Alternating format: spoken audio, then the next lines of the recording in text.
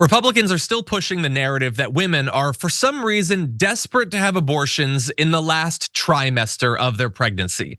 In the last week, in the last day, sometimes the way the Republicans tell it, in the last hour or moment before they give birth, they're suddenly deciding to have abortions. Now, that's a fantasy, it's not grounded in reality.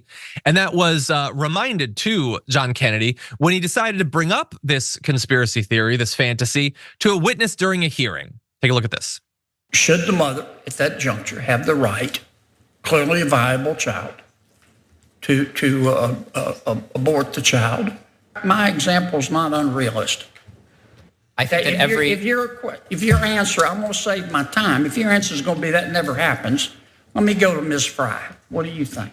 Well, Senator, first of all, if you don't ask a question if you don't want to know the answer, and I think 1%, but I'm saying to you, Senator, 1% of abortions happen at 21 weeks or later.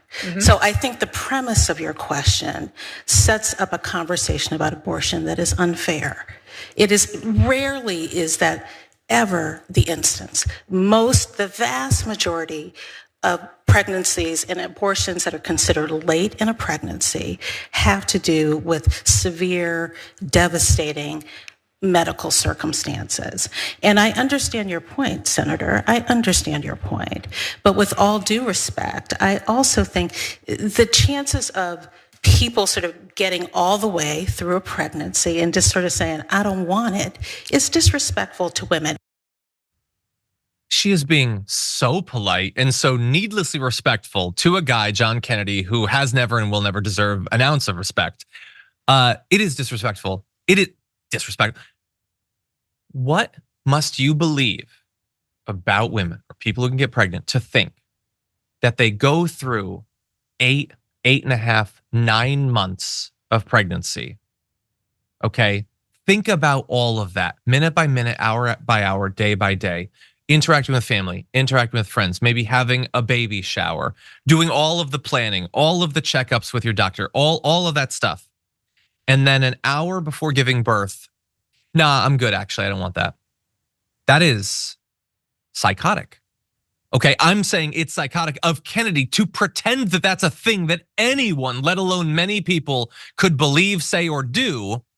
And because he is pitching people as being psychotic to make that sort of choice, it doesn't happen. It doesn't happen. It doesn't happen. And they're lying about this to cover the fact that they are the radicals. They want you to believe that, oh, there's crazies on all sides. Well, the crazies exist only in the fantasy land between their ears, whereas anti-abortion radicals are getting what they want legally all over the country already.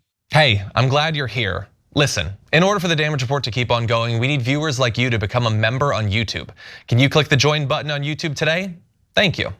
That is an absurd fantasy, and I know people are saying in the chat, many Republicans are going way further than saying that people are trying to have an abortion hours before giving birth, and they're saying that they're having it after birth. Again, these people are Looney Tunes. They're out of their mind. But I want you to extend them a little bit of empathy because they are very, very desperate right now because they know that their positions on abortion, the killing of Roe v. Wade, the outlawing of abortion in states across America has not been popular at all. And that is why we are seeing a near historic shift in how people are prioritizing abortion access for their vote. And I understand that we don't have this graphic, but I'm gonna summarize it for you. There has been tracking for more than a couple of decades right now for the share of single issue voters who say that they're pro-life or pro-choice. So these are people who only decide their vote based on if the candidate is pro-life or if they are pro-choice. Pro-life outnumbered pro-choice up until about 2020. Every single year, there were more single issue voters who were pro-life than pro-choice. And even then, it was only about 10 or 12% of voters on either side that held those positions. Well, in the last year, 2 years, the percentage who are pro-life single issue voters has dropped down to 8%. It is, in the last couple of decades, a low historically. Whereas the number of single issue voters, the percentage who are pro-choice has shot up to 23%. It is now 3 times as high as single issue pro-life voters.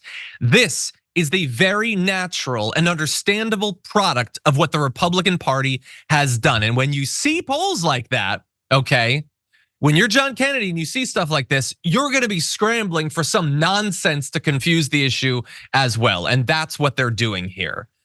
Right now, apparently 32% of voters say they would only vote for candidates for major offices if they share their votes on abortion. So it is being very highly prioritized and not in the direction that the Republicans would like it to. Now, just before we go to our break, I do want to at least mention the Supreme Court did come down with a decision that is perhaps surprising today, in that they struck down a legal challenge to the abortion pill mifepristone. And so Brett Kavanaugh wrote the opinion, which is disgusting when you think about it, but they at least are now, for now, continuing the status quo on this medication. But I want to be very clear about why they're doing that. The decision is not that you obviously have a right to continued access to this medication that has been FDA approved for literally decades and is available in countries around the world. No, it's that those challenging it didn't have standing because they didn't prescribe it anyway.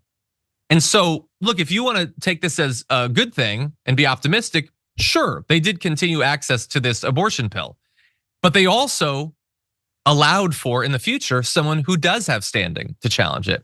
And in that case, they potentially could take away those rights, and it wouldn't even be breaking the precedent that they're setting here. So good news for today, potentially bad news for tomorrow.